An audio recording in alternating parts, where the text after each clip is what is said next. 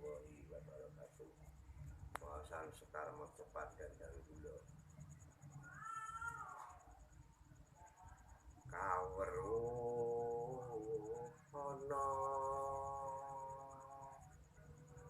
tegese wong urip iki biang kesang binjang yen palastra aning pundi dinungipun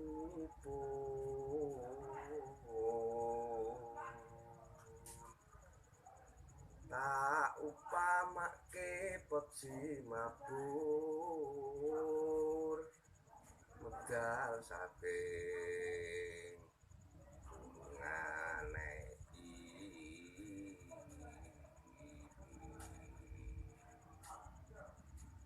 upamane wong urip kang ana ing alam dunya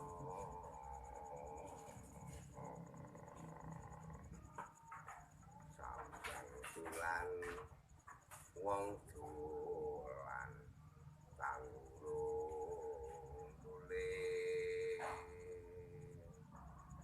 mulih marang mulanyo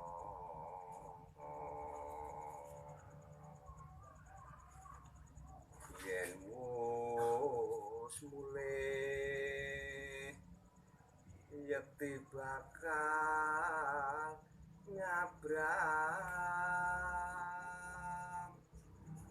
samudra dahwana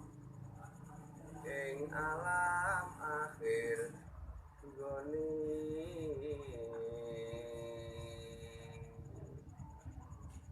yatim butuhake sangu panginawe titian benjing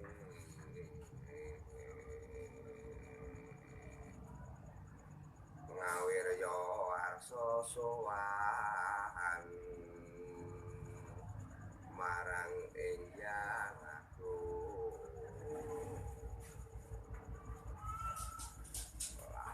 sira tan duwe sangu ing ing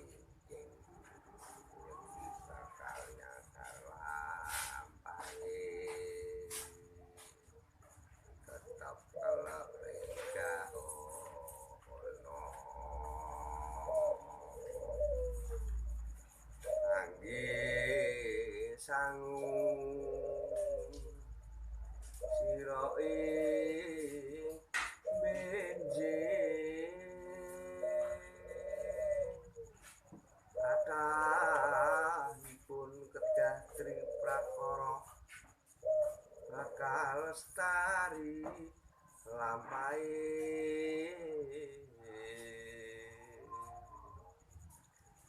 siji anak kang bagus kang ngabekti Allah ing nabi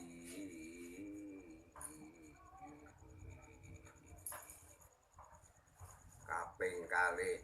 amalira jariah naminipun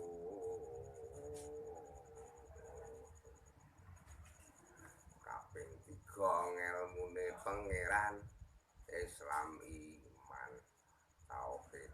lan makrifate bakal lulus tentrem dimulya